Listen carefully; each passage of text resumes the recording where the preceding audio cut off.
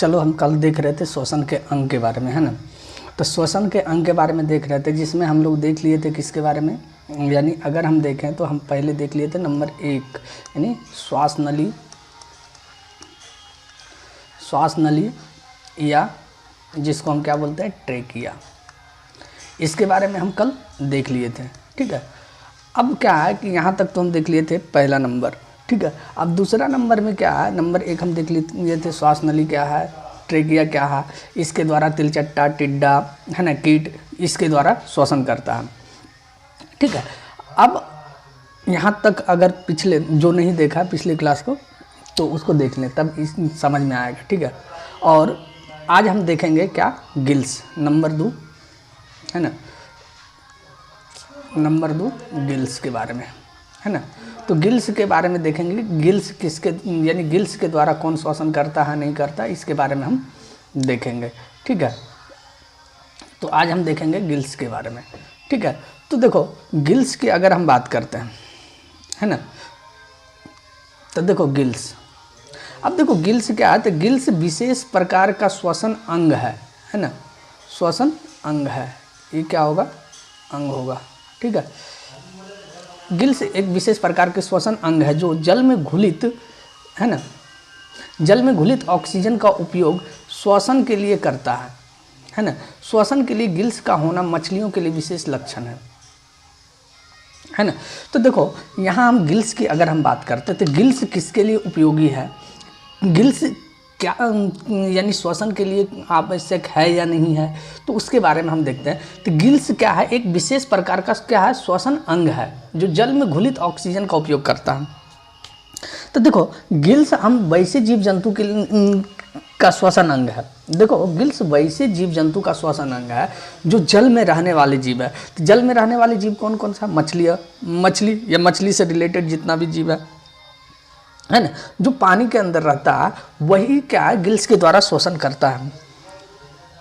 ठीक है, अब यहाँ पर बात आती है कि जैसे कि गिल्स विशेष प्रकार का क्या है, श्वसन अंग है जो जल में घुलित, है ना, जल में घुलित ऑक्सीजन का उपयोग करता है। अब जल में घुलित ऑक्सीजन कैसे कहाँ जल में घुलित, तो अगर हम ऑक्सीजन जल की बात करते हैं तो क्या है, H2O कहने का मतलब क्या है, H मतलब हाइड्रोजन, O मतलब ऑक्सीजन। और यही गिल्स क्या करता है, इसी जल को तोड़ के ऑक्सीजन निकालता है और हाइड्रोजन को मुक्त करता है, और यही ऑक्सीजन, यहीं से ऑक्सीजन वो क्या करता है, ग्रहण करता है। तो जैसे अगर मछली की बात करें तो यहीं से यानी यही जल से क्या करता है, ऑक्सीजन लेता है और ग्रहण करता है।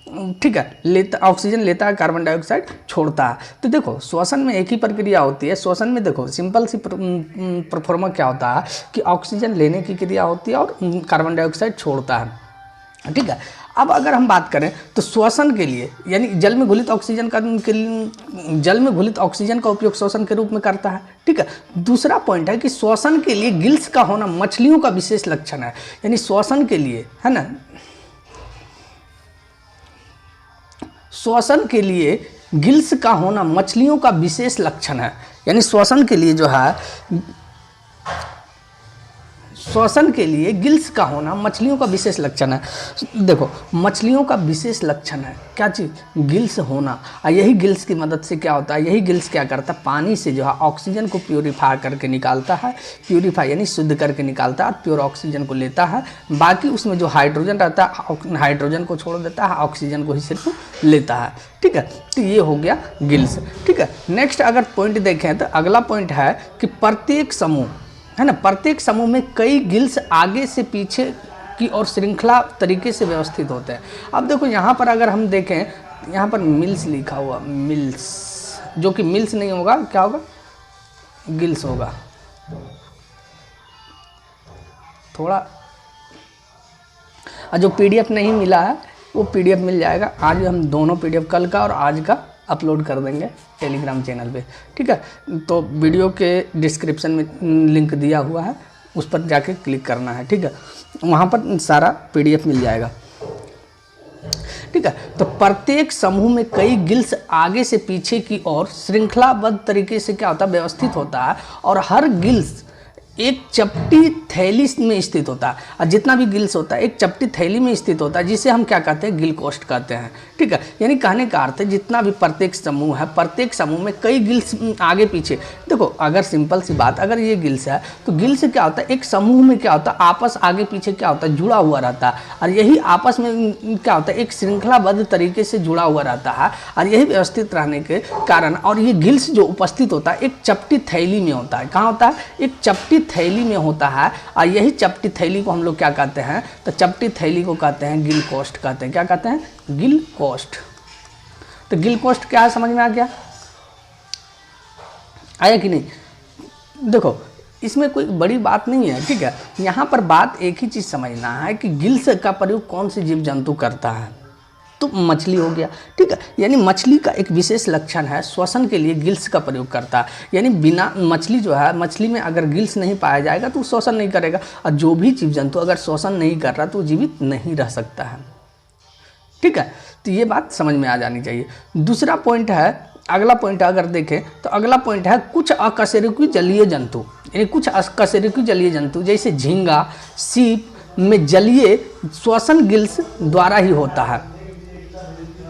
अब देखो कुछ ऐसा भी अकशेरुकीय जलीय जंतु है, देखो कुछ ऐसा भी अकशेरुकीय जिसमें कोशिका नहीं पाया जाता है, ठीक है। जैसे झींगा हो गया, सीप हो गया, ये सब जलीय श्वसन गिल्स के द्वारा, यानी कहने का अर्थ ये सब जलीय जंतु है, लेकिन ये गिल्स के द्वारा ही क्या करता है, श्वसन करता है। लेकिन इस प्रकार के श्वसन, अब बताओ, जो गिल्स के द्वारा कर रहा है, जल में कर रहा है, तो ये प्रक्रिया क्या कहलाएगा, तो ये प्रक्रिया कहलाएगा, क्या कहलाएगा, जलीय श्वसन कहलाएगा, है ना।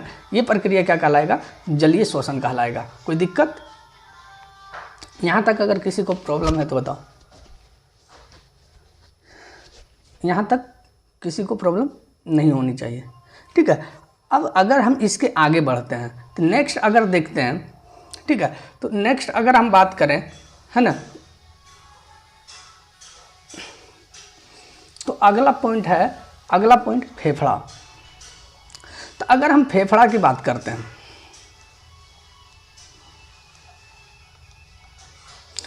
फेफड़ा, है ना,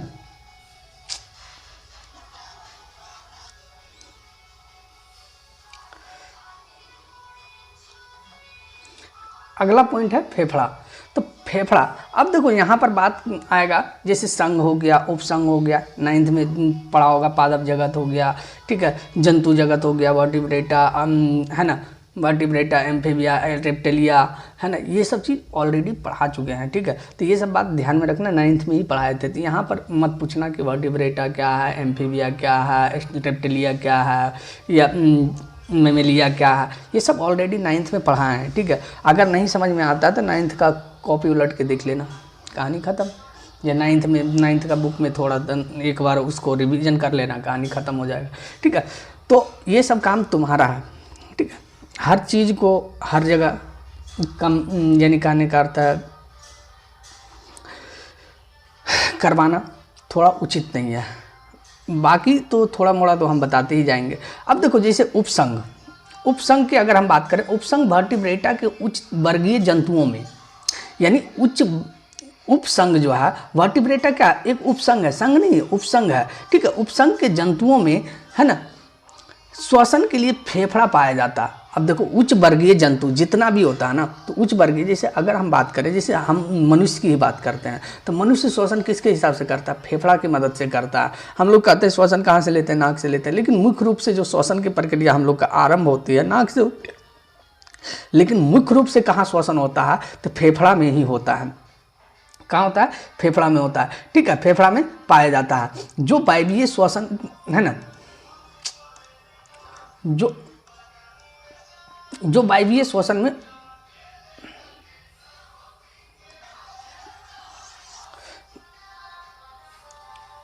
देखो फिर से देखते हैं फेफड़ा, ठीक है। उपसंघ वर्टिब्रेटा के उच्च वर्गीय जंतुओं में श्वसन के लिए फेफड़ा पाया जाता है।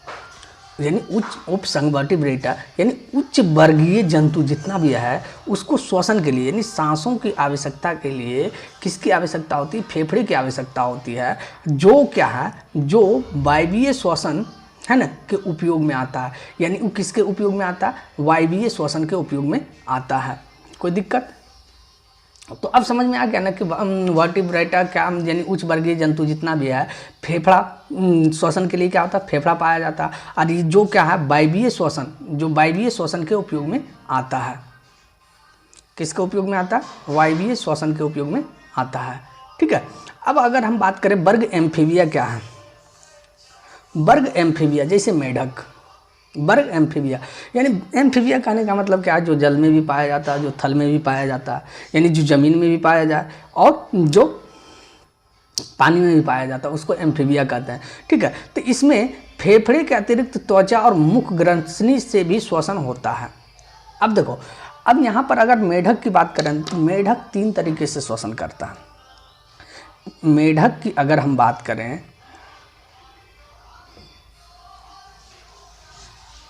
देखो मेढक की अगर हम बात करते हैं,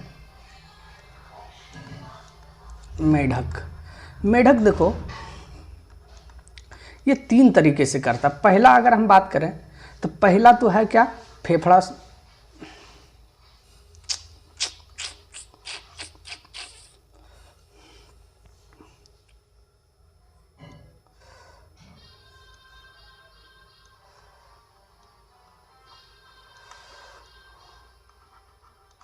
पहला फेफड़ा हो गया।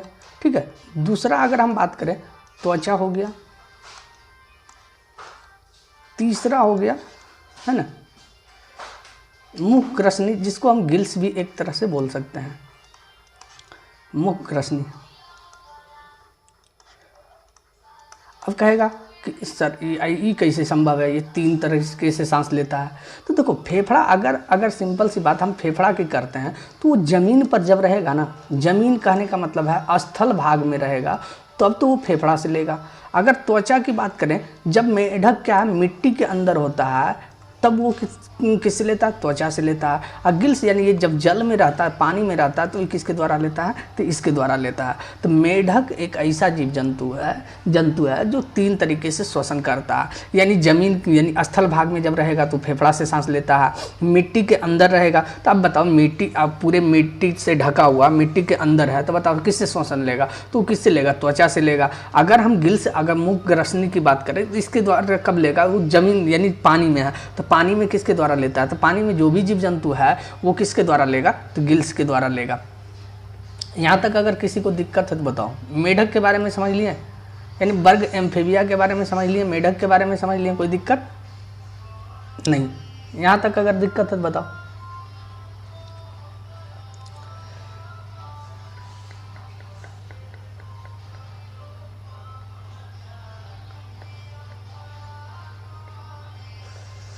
है ना। तो अगर यहाँ तक कोई दिक्कत नहीं है तो नेक्स्ट आगे चलते हैं।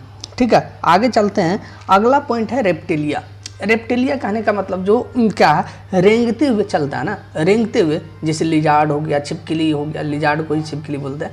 ठीक है, लिजार्ड हो गया, कछुआ, मगरमच्छ, सर्प, यानी ये सब क्या है? तो ये सब रेप्टिलिया वर्ग के अंतर्गत आता है। तथा उच्चतम श्रेणी के वर्टिब्रेटा जैसे एबीज यानी पक्षी, मेमेलिया, इसका श्वसन अंग। अब बात करेंगे सांप श्वसन कैसे करता है? तो ये भी फेफड़ा से करता है। लिजार्ड यानी जो छिपकली होता है ये कैसे करता है? तो ये भी फेफड़ा से करता है। मगरमच्छ हो गया, ये भी, मगरमच्छ तो पानी में रहता है, तो इसका अगर हम बात करें तो मगरमच्छ पानी में भी रहता है और क्या, पानी के बाहर भी रहता है। तो ये फेफड़ा के द्वारा ही लेता है। जब भी इसको श्वसन की आवश्यकता होती है तो ये क्या होता है? पानी के ऊपर आता है, श्वसन लेता है, फिर अंदर जाता है। ठीक है, तो ये प्रोसेस इसमें होता है।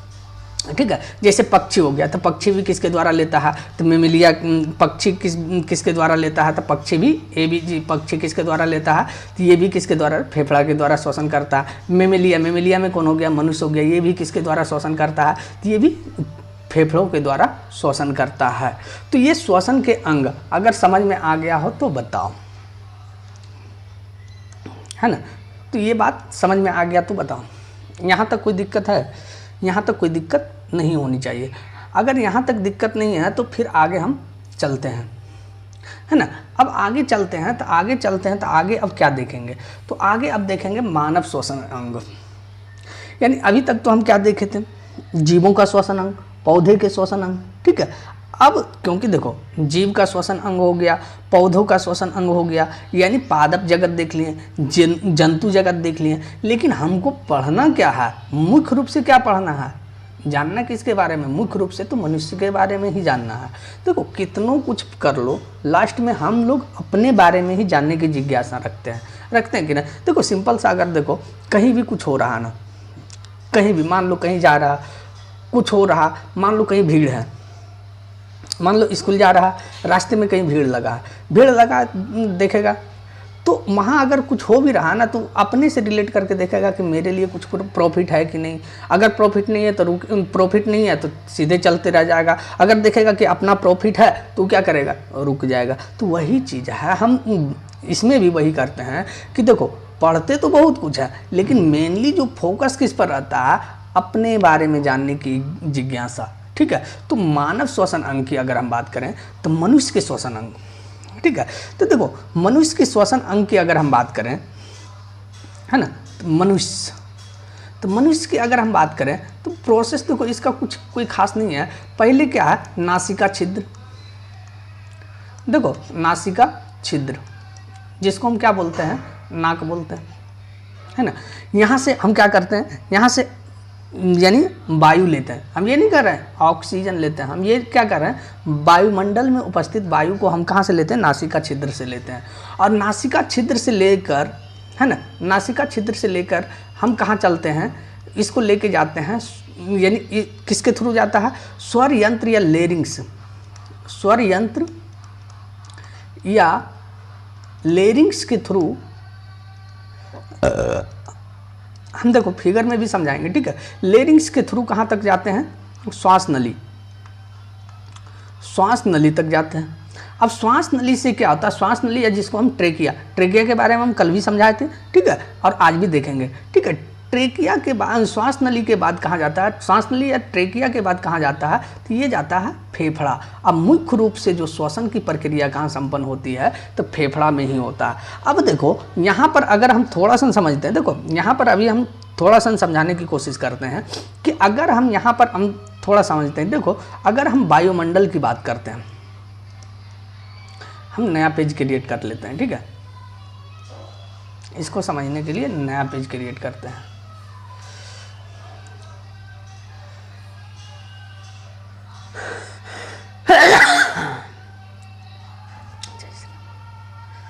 तो देखो अगर हम वायुमंडल की बात करते हैं, वायुमंडल,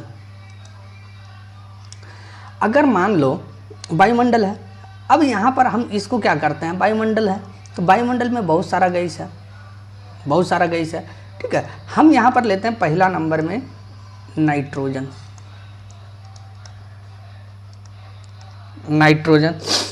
ठीक है। नाइट्रोजन के बाद लेते हैं ऑक्सीजन,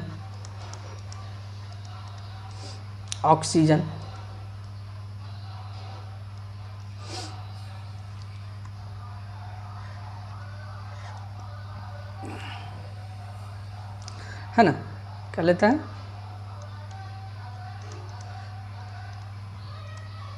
ऑक्सीजन, ठीक है। ऑक्सीजन के बाद लेते हैं आर्गन,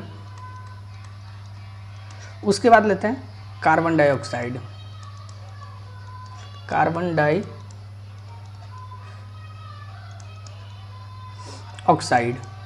क्या इतना ही गैस है, नहीं, और भी गैस है जिसको हम यहाँ पर क्या ले लेते हैं, अन्य गैस के तौर पर लेते हैं, अन्य, ठीक है। तो कहने का अर्थ है ये इस तरह से, यहाँ तक अगर कोई दिक्कत है तो बताओ। यानी वायुमंडल की अगर बात करें तो nitrogen, oxygen, argon, carbon dioxide और अन्य गैस होती है। अगर हम यहाँ पर थोड़ा सा देखें, ठीक है, समझने की कोशिश करते हैं कि यहाँ पर अगर थोड़ा सा हम देखें क्या कि नाइट्रोजन कितना होता है, तो नाइट्रोजन 78%, नाइट्रोजन कितना होता है 78%, ऑक्सीजन कितना होता है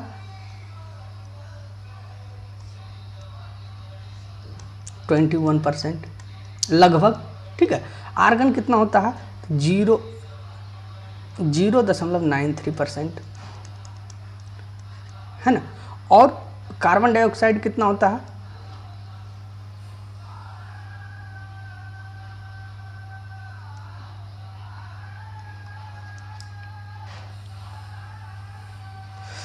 कार्बन डाइऑक्साइड कितना होता है 0.03%, ठीक है। और अन्य गैस बाकी जो बचा अन्य गैस होती है, ठीक है। ये प्रोसेस होती है। तो वायुमंडल में स्थित गैस है, तो हम क्या बता रहे थे अभी जस्ट बताए थे क्या, तो उसको देखते हैं। तो देखो यहाँ तक समझ में आ गया कि वायुमंडल में कौन कौन सी गैस होती है। तो अब देखो अगर हम देखते हैं तो मनुष्य की अगर हम बात करें तो मनुष्य की जो नासिका छिद्र है, तो नासिका छिद्र के द्वारा वायुमंडल में उपस्थित जितना भी गैस है ना, सभी क्या होता है नासिका छिद्र के द्वारा, क्योंकि यहाँ पर कोई फिल्टर तो लगा नहीं है। यहाँ जो नासिका छिद्र है यहाँ पर कोई फिल्टर है जो क्या कि सिर्फ ऑक्सीजन को ले जाएगा, नहीं। यहाँ से क्या होता है सारा गैस अंदर जाता है, और सारा गैस अंदर जाता है स्वर यंत्र या लेरिंग्स के सहायता से, श्वास नली की सहायता से ये कहाँ तक पहुँचता है, फेफड़ा तक पहुँचता है। और यही फेफड़ा में क्या होता है वाल्व पाया जाता है, और यही वाल्व की मदद से क्या होता है वाल्व पाया जाता है। यही वाल्व जो है किससे कनेक्टेड होता है, तो हमारे शरीर में ब्लड प्रवाहित होते रहता है, रेड ब्लड सेल। और रेड ब्लड सेल में क्या होता है, तो रेड ब्लड सेल में हीमोग्लोबिन पाया जाता है। तो हीमोग्लोबिन जो है ऑक्सीजन से ज़्यादा रिएक्टेंट होने के कारण, यानी ऑक्सीजन से बहुत ज़्यादा प्रतिक्रिया करता है, इसलिए हीमोग्लोबिन क्या करता है ऑक्सीजन को खींच लेता है। और जो ब्लड लाल रक्त कणिकाएँ में जो भी हमारे शरीर के अंदर कार्बन डाइऑक्साइड बना, उसको क्या करता है बाहर छोड़ देता है, और वाल्व उसको कैच कर लेता है। और जो भी ऑक्सीजन तो ले लेता है, बाकी जो बचा गैस वो फिर बाहर जो है यानी श्वास नली, स्वरयंत्र, लेरिंग्स और नासिका छिद्र के द्वारा क्या होता है बाहर निकल जाता है। तो यही प्रोसेस होता है मानव श्वसन अंग का। तो हम इसके आगे हम देखते हैं, आगे क्या देखते हैं हम इसको हम आगे फिगर के थ्रू समझते हैं।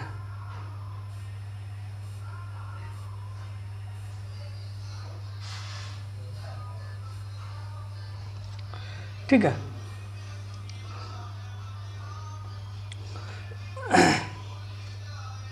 देखो पहला नंबर क्या है, तो पहला नंबर अगर देखें तो देखो नासा द्वार यानी नासिका छिद्र के द्वारा। तो हम लोग श्वसन जो नाक से भी करते हैं, जैसे नाक अगर बंद कर लेंगे तो क्या मर जाएंगे, नहीं। नाक बंद कर लेंगे तो मुंह के द्वारा हम सांस ले सकते हैं, क्योंकि देखो नासिका ये जो अगर हम देखें तो ये जो नासा द्वार है यहाँ से जुड़ा, यहाँ से आया यहाँ स्वर यंत्र के पास यानी ग्रसनी के पास, यहाँ फिर मुख गुहा भी, मुख गुहा देखो है ना यहाँ पर आके मिल गया। तो कहने का अर्थ मुख गुहा और नासा द्वार एक जगह जाके क्या होता है मिलता है। तो अगर नाक हम बंद कर लेंगे तो मुंह से श्वसन कर लेंगे। जब भी अगर मान लिया जाए किसी को अगर प्रॉब्लम हो रहा है तो नाक और मुंह दोनों से क्या करता है श्वसन कर सकता है, ठीक है। अब देखो सिंपल सी बात है, नाक अगर हम बंद कर लेंगे तो मुंह से श्वसन, अगर मुंह बंद कर लेंगे नाक से श्वसन कर सकते हैं, ठीक है। तो ये नाक नासा द्वार और मुख गुहा के थ्रू हम लोग क्या करते हैं श्वसन करते हैं। फिर कहाँ तक जाता है ग्रसनी, ग्रसनी के बाद कहाँ कंठ, है ना कंठ। और कंठ के नीचे जो एक नली जाती है श्वास नली, क्या होता है यहाँ से देखो दो नली गुजरती है, यहाँ से दो नली गुजरती है। दो नली, एक होता है भोजन वाली नली, है ना, बताए थे ना जब पाचन तंत्र बता रहे थे तो उसमें बताए थे जिसको हम लोग क्या बोलते थे, है ना। तो एक होता है भोजन नली का, ठीक है, और एक होता है श्वास नली। तो ये श्वास नली की सहायता से क्या होता है जाता है, ठीक है। श्वास नली के बाद ऊपरी उपास्थि वलय, ठीक है, उपास्थि वलय हो गया। तो देखो यहाँ कहने का मतलब सिंपल सा है कि यहाँ ये जो नली है तो ये नली, तो ये जो है देखो ये जो श्वास नली जा रही है ब्लैक जिसको हम कर रहे हैं, देखो ये श्वास नली जा रही है। तो ये श्वास नली आगे जाके क्या किससे कनेक्ट हो गया, फेफड़ा से कनेक्ट हो गया ना दोनों तरफ, यानी ये फेफड़ा से कनेक्ट हो गया। तो फेफड़ा से कनेक्ट हो गया तो यहाँ देखो यहाँ पर ये जो हम कलर कर रहे हैं ना, तो ये जो है ये वाला ही क्या कहलाता है, इसी को देखो, इसी जो इसको ये है ना ये वाला भाग को हम बाहर निकाल के दिखाया गया। और यही वाला भाग क्या कहलाता है कूपी जिसको हम वाल्व कहते हैं। और यहीं से क्या होता है ऑक्सीजन फिल्टर किया जाता है, ठीक है। अब देखो ये तो हो गया श्वसनी हो गया, ये श्वसनिका हो गया, कूपी का कोष हो गया, ये डायफ्राम होता है नीचे डायफ्राम। ये डायफ्राम का काम क्या है, जब हम सांस छोड़ते हैं तो ये क्या होता है ऊपर जाता है, और जब सांस लेते हैं तो यही क्या होता है नीचे जाता है। तो इसका काम है इनहेल और एक्सहेल करने में मदद करना, ठीक है। तो ये पसलियाँ हैं, ठीक है। तो यहाँ तक अगर किसी को दिक्कत नहीं है तो बताओ, यहाँ तक तो किसी को दिक्कत नहीं होना चाहिए, ठीक है। तो हम इसको क्या करते हैं फ्रेश कर देते हैं, ठीक है। तो इसके थ्रू अब हम समझेंगे, अभी तो हम इसमें क्या समझें, अभी तो हम धीरे धीरे समझें कैसे कैसे श्वास लेते हैं, है ना, हर प्रोसेस को धीरे धीरे समझेंगे। ठीक है, तो अब यहाँ तो बात हम किसकी बात कर रहे थे, मानव श्वसन अंग की बात कर रहे थे। ठीक है, अब अगर हम नेक्स्ट पर्सन की बात करते हैं, मानव श्वसन अंग में हम पहले किसको देखेंगे, तो अगर पहले अगर देखने की बारी आएगी तो किसको देखेंगे, नासिका छिद्र, है ना। अगर नासिका की अगर हम बात करेंगे तो नासिका क्या है, तो नासिका यानी जिसको हम क्या कहते हैं, नोज कहते हैं। तो नासिका अगर हम बात करें, है ना,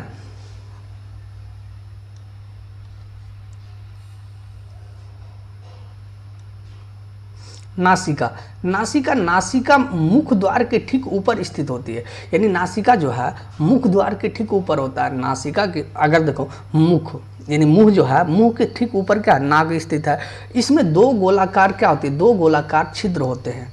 इसमें दो गोलाकार क्या होते हैं, छिद्र होते हैं, जो अंदर की ओर दो अलग अलग नासिका बेसमों में खुलती है। यही जो क्या होता है, जो देखो पहला पॉइंट यानी नाक का नासिका की स्थिति कहाँ है, तो स्थिति की अगर बात करें कि मुख के ऊपर स्थित होता है। इसमें दो गोलाकार छिद्र पाया जाता है जो अंदर की ओर दो अलग अलग, ये जो जाती है तो ये दोनों क्या है, दोनों नली क्या है, अंदर की ओर जाके क्या होता है, एक जगह खुलता है। दोनों नली आपस में एक जगह जाके मिल जाता है। दोनों नासिका बेसम, है ना, दोनों नासिका बेसम नासिक पुटिका के द्वारा एक दूसरे से पृथक होता है। यानी ये जो दोनों नासिका बेसम है, ये नासिका पुटिका के द्वारा क्या होता है, दोनों एक दूसरे से क्या होता है, अलग होता है। नासिका पुटिका की मदद से एक दूसरे से अलग होता है। और यही नासिका बेस्म यानी नासिका बेस्म का छोटा अग्रभाग जिसे ब्रह्म नासिका छिद्र खुलता है, इसे प्रघान कहते हैं। और यही जो नासिका बेस्म है, तो इसका छोटा जो अग्रभाग होता है ना, जो अग्रभाग कहने का मतलब क्या,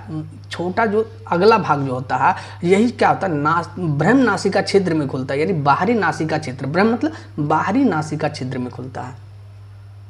समझ में आ रहा है कि नहीं आ रहा है? तो कहने का अर्थ देखो फिर से समझो कि नासिका बेस्म का जो छोटा अग्रभाग होता है, यानी नासिका जो बेस्म का छोटा अग्रभाग, जो छोटा देखो छोटा है लेकिन वो क्या है, अगला भाग है जिसमें ब्रह्म नासिका खुलता है, ब्रह्म नासिका छिद्र खुलता है, उसी को हम लोग क्या कहते हैं, प्रघान कहते हैं। अब प्रघान जो प्रघान कहते हैं, जो प्रघान है, प्रघान के पीछे नासा बेस्म के ऊपरी छोटा ऊपरी भाग घ्राण क्षेत्र होता है और निचला भाग श्वसन क्षेत्र होता है। तो ये जो प्रघान के पीछे वाला जो भाग होता है नासा बेस्म का, छोटा ऊपरी भाग घ्राण क्षेत्र होता है और निचला भाग जो होता है क्या होता है, श्वसन क्षेत्र होता है। निचला भाग क्या होता है, श्वसन क्षेत्र कहलाता है। तो यहाँ तक अगर बात समझ में आ गई है तो बताओ, यहाँ तक किसी को दिक्कत नहीं होना चाहिए। तो देखो अगर हम बात करें आगे नेक्स्ट पॉइंट कि मनुष्य में घ्राण अत्यंत छोटा होता है, जिसके कारण मनुष्य में सूंघने की क्षमता कुछ निम्न स्तरीय स्तनधारियों की अपेक्षा कम होती है। अब देखो मनुष्य में जो घ्राण होता है ना, अत्यंत छोटा होता है, यानी बहुत छोटा होता है, ना मात्रा में होता है, जिसके कारण मनुष्य में सूंघने की क्षमता क्या होता है, अन स्तनधारी। जैसे मनुष्य भी क्या स्तनधारी है, लेकिन अन जीव जैसे कुत्ता भी क्या स्तनधारी है, लेकिन कुत्ता को सूंघने की कैपेसिटी ज़्यादा है क्योंकि उसका घ्राण क्षेत्र क्या है, हम लोग से बड़ा होता है, इसलिए उसको सूंघने की कैपेसिटी ज़्यादा होता है। जबकि अगर मनुष्य की बात करें तो इसका घ्राण क्षेत्र क्या होता है, बहुत ही छोटा होता है, इसलिए हम लोग को सूंघने की क्षमता क्या होता है, बहुत ही निम्न होता है। हम लोग देखता है जैसे कहता है परफ्यूम मार लिया, तो परफ्यूम भी मारता है तो क्या बहुत दूर से यानी परफ्यूम क्या है, बहुत दूर से सुगंध आ जाता है, नहीं आता है। तो कहने का अर्थ जैसे कुत्ता क्या है, मान लो कि किसी का मर्डर हो गया, तो कहने का अर्थ उसका कपड़ा सूंघ के वो क्या करता है, उसको खोज लेता है। तो कहने का अर्थ ये सब कैपेसिटी है। जैसे कुत्ता भोजन की तलाश कैसे करता है, बहुत दूर से उसको सुगंध आ जाता है कि जो है यहाँ भोजन है, तो कहने का अर्थ ये सब उसको पता चलता है। तो उसमें क्या होता है, घ्राण क्षेत्र क्या होता है, बहुत ही बड़ा होता है, और यही बड़ा होने के कारण उसमें श्वसन सूंघने की क्षमता क्या होती है, ज़्यादा होती है। जबकि मनुष्य में क्या होता है, घ्राण क्षेत्र बहुत ही छोटा होता है, अत्यंत छोटा होता है, जिसके कारण उसमें मनुष्य में सूंघने की कैपेसिटी कम होती है। यहाँ तक अगर दिक्कत है तो बताओ। ये घ्राण क्षेत्र समझ में आ गया, प्रघान क्या है ये समझ में आ गया ना, ठीक है, नासिका द्वार क्या है ये समझ में आ गया है ना।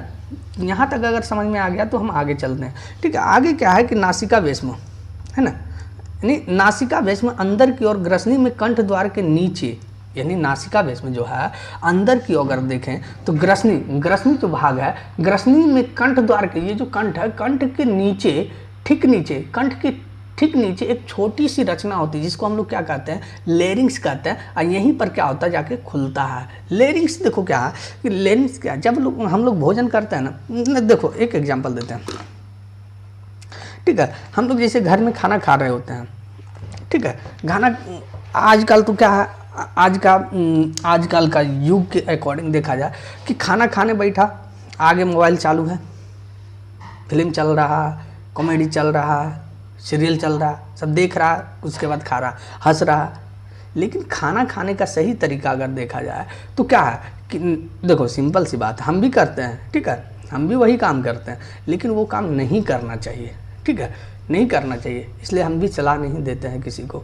सलाह इसलिए नहीं देते कि अगर हम गलती कर रहे हैं तो दूसरे को क्यों सलाह दें, ठीक है। लेकिन थोड़ा क्या समझाना है तो बताना ही पड़ेगा, ठीक है। देखो क्या खाना खाने का सही तरीका अगर हम देखें तो क्या है, चुपचाप शांति भाव से खाना। कभी दिखता है घर में अगर खा रहा है, हंस रहा, तो घर में मम्मी पापा मना करता, या तो खा लो या तो हंस लो, दोनों में से एक ही काम। क्योंकि जब हम खाना खाते हैं तो क्या है, सांस भी तो ले रहे हैं, खाना भी खा रहे हैं, सांस भी ले रहे हैं। तो कहने का अर्थ ये नासिका छिद्र और जो खाना खा रहे हैं दोनों तो एक जगह जाके मिलता है ना, दोनों एक जगह जाके मिलता है। और सांस भी, अगर सांस भी लेते हैं, मुंह से भी लेते हैं, नाक से भी लेते हैं। तो कहने का अर्थ जब हम खाना खाते हैं या सांस लेते हैं तो पहले हम खाना समझते हैं। खाना जब खाते हैं तो ये लेरिंग्स वाला भाग क्या होता है, ये श्वास नली को ढक देता है, और श्वास नली बहुत ही पतला होता है, ठीक है।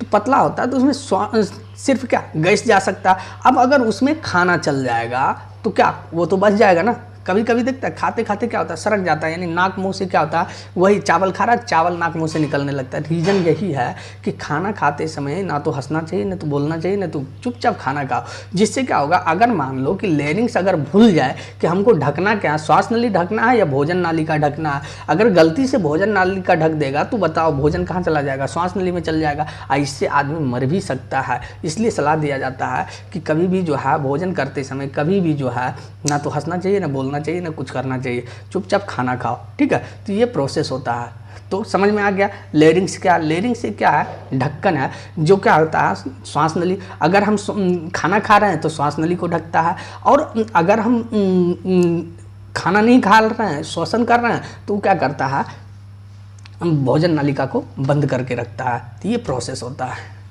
तो यहाँ तक अगर समझ में आ गया तो बोलो, यहाँ तक तो दिक्कत नहीं होना चाहिए, ठीक है।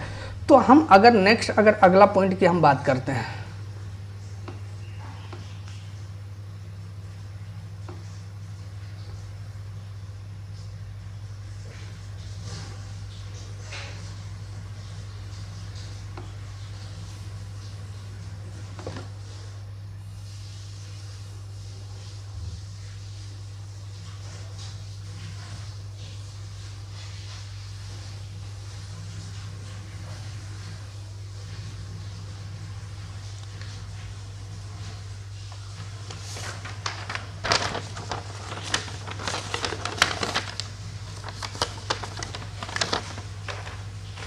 एक मिनट,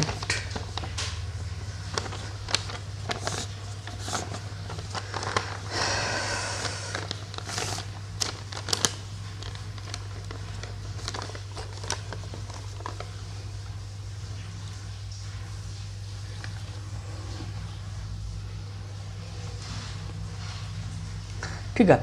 तो अब अगर हम नेक्स्ट अगला देखते हैं तो लेरिंग्स क्या है, अगला है लेरिंग्स। तो लेरिंग्स के पीछे की और जो श्वास नली में खुलता है, और लेरिंग्स के पीछे क्या होता है, वो श्वास नली में जाके खुलता है। कहाँ खुलता है, श्वास नली में जाके खुलता है। और यही चीज़ लेरिंग्स के पीछे क्या होता है, जाके ट्रेकिया, जिसको हम श्वास नली बोलो या ट्रेकिया में जाके खुलता है। ट्रेकिया की लंबाई करीब 11 सेंटीमीटर होती है, जिसका व्यास लगभग 16 mm होता है। तो ये तो क्या है, ऑब्जेक्टिव पॉइंट ऑफ व्यू से है कि ट्रेकिया की लंबाई कितनी होती है, 11 सेंटीमीटर होता है, व्यास कितना होता है, 16 मिलीमीटर होता है। नीचे की ओर ट्रेकिया बक्ष गुहा, नीचे की ओर ट्रेकिया जो है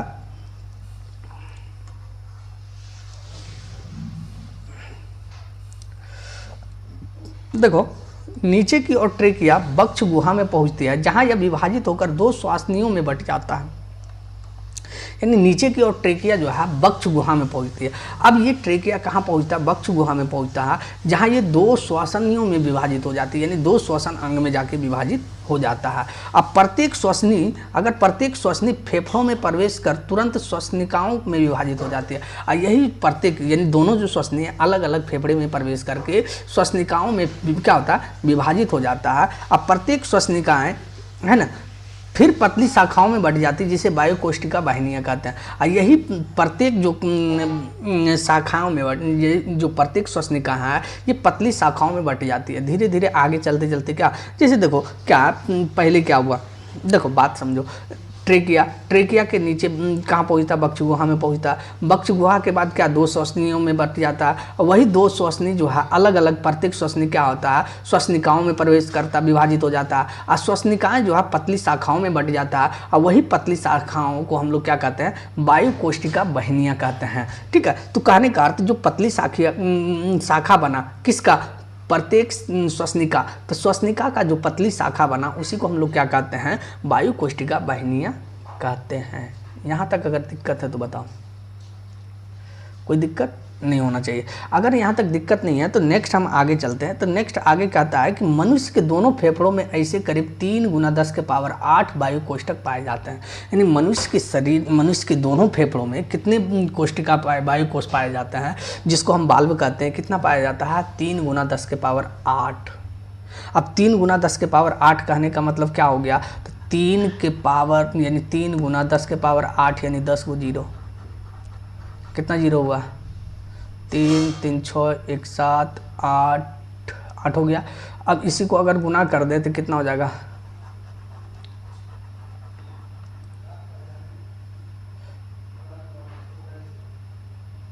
है ना। तो अब देखो 3 3 6 1 7 और 1 8, इकाई, दहाई, सैकड़ा, हजार, 10,000, लाख, 10 लाख, करोड़, 10 करोड़ यानी 30 करोड़ वायु कोष पाए जाते हैं। कोई दिक्कत? यहाँ तक दिक्कत नहीं होना चाहिए। अगर यहाँ तक दिक्कत है तो बताओ, फिर आगे चलते हैं। यहाँ तक दिक्कत नहीं होना चाहिए। अगर यहाँ तक दिक्कत नहीं है तो नेक्स्ट आगे हम चलते हैं, है ना। आगे की अगर हम बात करें तो अब ज़्यादा नहीं है, कोशिश करते हैं ख़त्म कर दें, और नहीं तो आज नहीं होगा तो कल ख़त्म होगा। ख़त्म तो होना है ही। ठीक है, देखो नेक्स्ट पॉइंट है फेफड़ा। तो फेफड़ा, अगर हम फेफड़ा की बात करते हैं,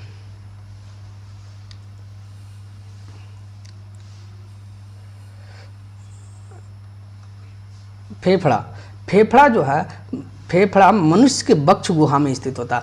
यानी मनुष्य की जो वक्ष गुहा यानी जो छाती वाला भाग है, तो यहीं पर क्या होता है? फेफड़ा स्थित होता है। फेफड़ा 2 स्पंजी गुलाबी, यानी अगर हम बात करें फेफड़ा जो है क्या होता है? 2 स्पंजी गुलाबी और थैली नुमा रचना होती है। फेफड़ा क्या होता है? स्पंजी होता है। स्पंज कहने का मतलब क्या है? उसको दबाएगा ना, मतलब बल्ब। स्पंजी कहने का मतलब बहुत ही लचीला होता है। लचीला यानी उसको प्रेस करना आसान हो जाए। जैसे फॉर एग्जांपल, इस जगह तो कुछ है नहीं हम जो दिखाएं, ठीक है। तो कहने का अर्थ ये क्या होता है? स्पंजी होता है। स्पंजी मतलब कहने का मतलब, जैसे अगर हम बात करें बॉल देखा ना, वो जो क्रिकेट वाला बॉल आता है वो सिंपल वाला, तो 20 रुपया में जो मिलता है, तो वो क्या है कि वो स्पंजी होता है। दबाने के बाद क्या होता है? छोटा बन जाता है। या रबड़ मान लो ना, रबड़ क्या दबाएगा तो दब जाता है, छोड़ेगा तो फिर फैल जाता है।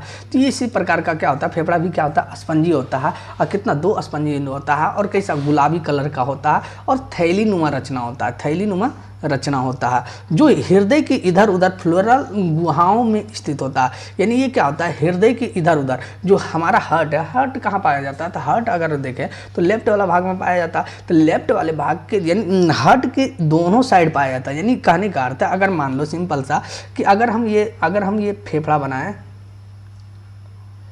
ये वाला भाग, ये मान लो फेफड़ा है, तो यहाँ वाला भाग में क्या होता है? हार्ट होता है। ये वाला भाग हार्ट है, तो ये दोनों के यानी हार्ट के दोनों ओर पाया जाता है को फेफड़ा पाया जाता है। यहाँ तक कोई दिक्कत? यहाँ तक की दिक्कत नहीं होना चाहिए। अब देखो फ्लोरल गुहा के चारों ओर फ्लोरल मेम्ब्रेन पाया जाता है। यानी फ्लोरल गुहा है, उसके चारों ओर क्या होता है, फ्लोरल मेम्ब्रेन पाया जाता है। यानी उसके चारों ओर एक आवरण होता है जिसको हम लोग क्या कहते हैं, फ्लोरल मेम्ब्रेन कहते हैं। यानी फ्लोरल गुहा के चारों ओर क्या होता है, एक आवरण बना होता है जिसको हम लोग क्या कहते हैं, फ्लोरल मेम्ब्रेन कहते हैं। कोई दिक्कत नहीं।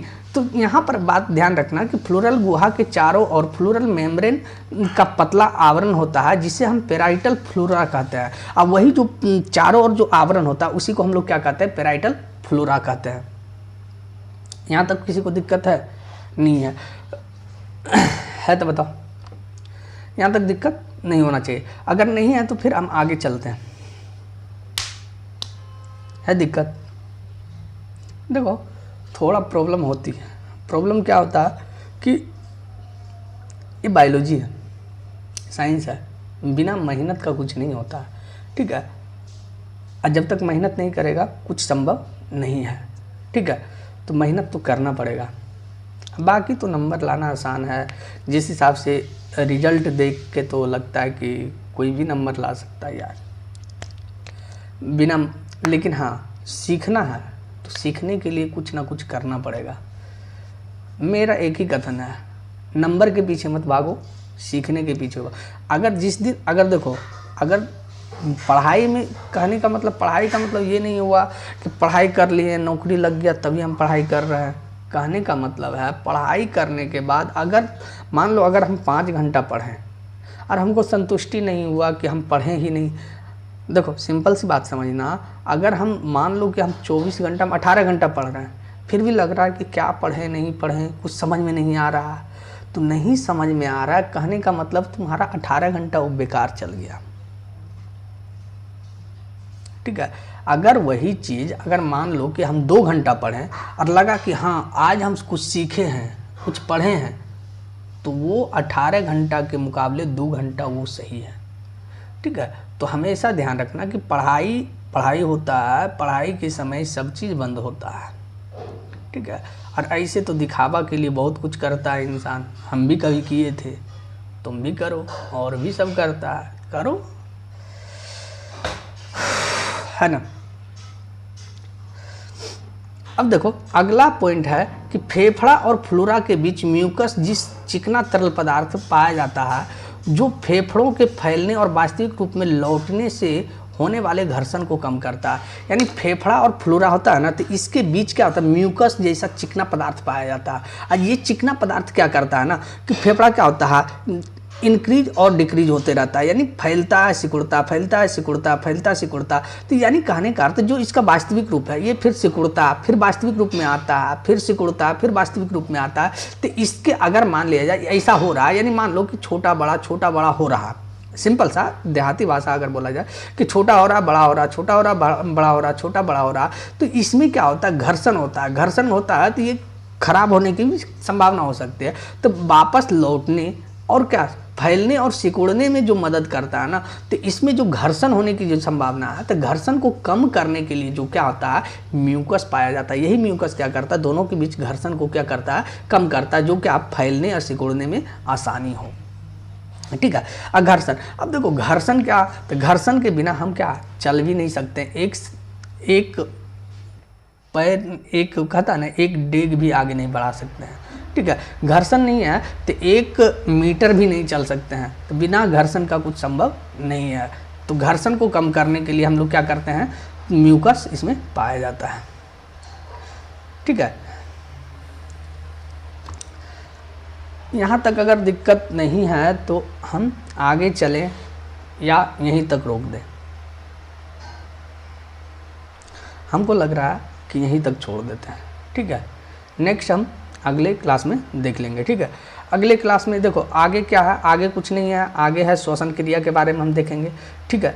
तो आगे ये लगभग 40 मिनट का हो ही जाएगा, ठीक है। तो कहने का श्वसन क्रिया के बारे में हम देखेंगे, ठीक है। श्वसन क्रिया क्या है उसके बारे में देखेंगे। फेफड़ों में गैसों का आदान प्रदान क्या होता है इसके बारे में देखेंगे।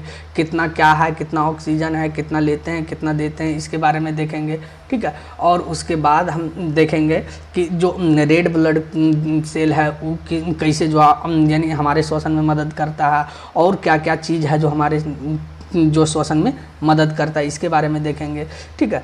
और नेक्स्ट अगर हम बात करें तो ऑक्सी हीमोग्लोबिन के बारे में देखेंगे, कार्बो हीमोग्लोबिन के बारे में देखेंगे, जो नासिका बेजन के बाहर, तो ये सब पॉइंट बचा हुआ है।